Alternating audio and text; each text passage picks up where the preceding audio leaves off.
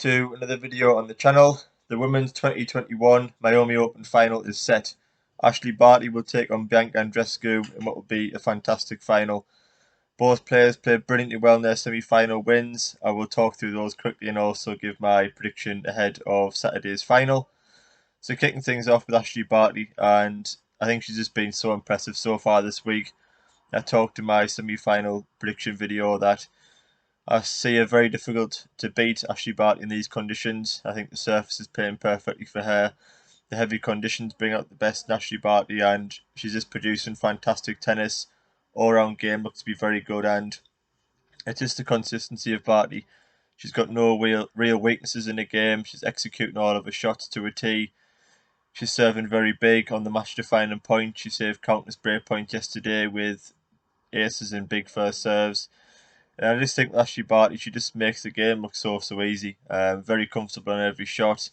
Everything flows so well. The backhand in particular is a major weapon with the slice backhand, the flat backhand down the line and cross court. Just it'll be a fantastic trade-off between the Andreescu backhand and the Ashley Barty backhand. I would go as far as saying they're probably the two best in the world at that shot. So yeah, I just think Ashley Barty's been so impressive. There's no real chinks in her arm, as I said. There's no real weaknesses. Everything in the game seems to be working so well, and she looks destined to win this title. Again, I think she's on now 11-match win streak in Miami, which is a fantastic record as well. Must give her huge confidence going into the final. But Alina's Alina. It was another defeat and another disappointing performance in the semi-final. I did talk about this in the preview video yesterday that I think Svitolina's definitely being guilty of not producing the best tennis and not really seizing the moment in quarterfinals and semi-finals throughout her career. And I do think she's she's a brilliant player. Her technique's fantastic. She's got a good all-round technical game. But I think she's a couple of wins away. If she can get to a final of a major and win the final, then I think her career could really kick-start and she'd get that solid mentality and confidence behind it to go on and win multiple titles.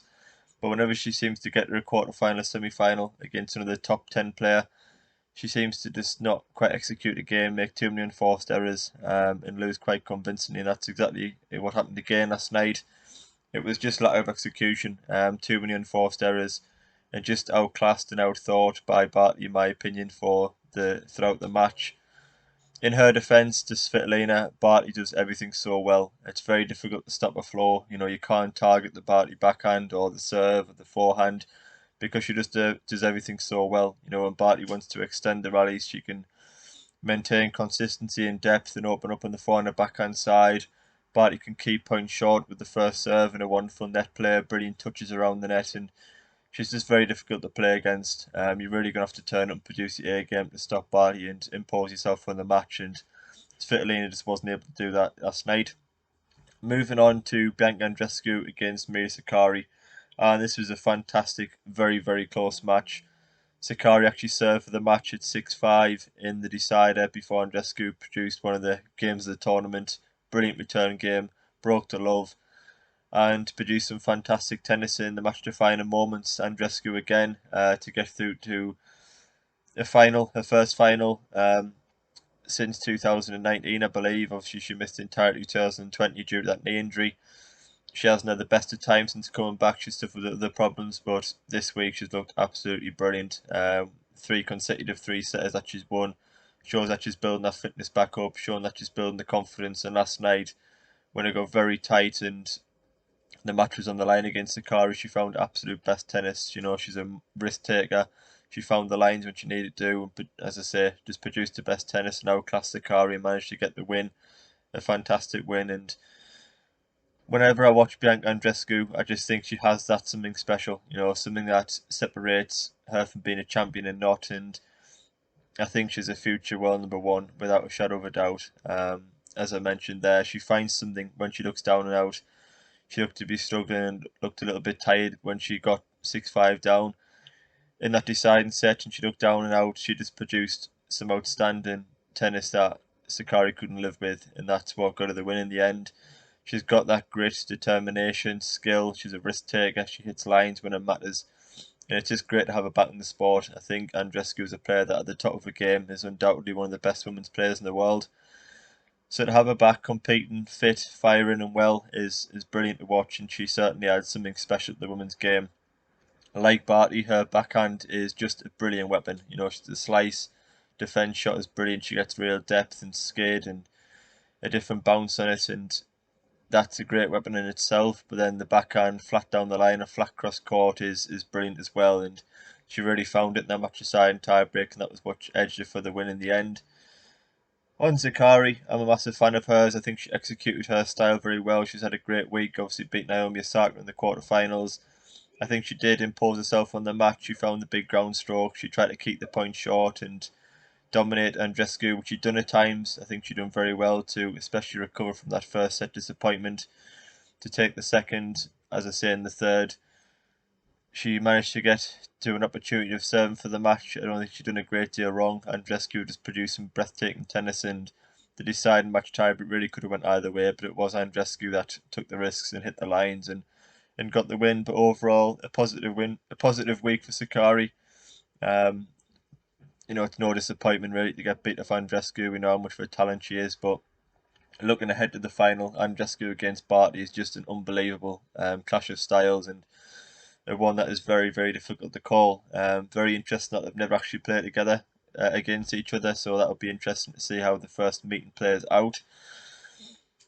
I've said it from pretty much the start of the week, and especially after the first couple of rounds of watching Ashley Barty, that I think it's going to be very, very difficult to stop her. I just think the slow conditions, especially for a hard court in Miami, the heavy conditions, the extended rallies are certainly going to favour Ashley Barty, and her all-round game seems to be flowing perfectly well. She hasn't had as much time on court as Andreescu, which could also pay dividends if there is a long match and lots of extended rallies.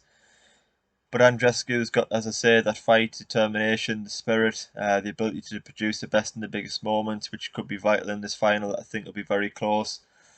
I just wonder whether Andreescu, you know, she's gone through at the moment on adrenaline. She does look to be struggling a little bit at times physically, and then other times seems to be full of energy and blasting winners from all sides of the court, which is, you know, typical Andreescu. And I think Ashley Barty will look to extend the rallies, play lots of slices, vary up the game a lot, and I think she might just have the edge physically, and her all-round game is just working so fantastically well that I think she might edge Andreescu in 3 sets. But I think I would like to see Andreescu win this title, just because I know the struggle that she had with injury last year was massively disappointing. So for her to come back and got the wins that she's got this week, especially in 3 sets, and then take the final against the world number one would be fantastic for her comeback. But I'm really not fussed either way. I just hope both players turn up and produce the A games, and whoever wins the big moments, I guess, will win the match and deservedly win the title. I think both players have played brilliantly well so far this week, but if I am going to pick someone who I think's been the most consistent and whose all-round games look the best and most sound, then I'm going to go with Ashley Barty. And I also think the conditions are going to suit her more than what Andreescu will. I think Andreescu would prefer a faster hard court where she can really use that first serve and open up in the backhand side.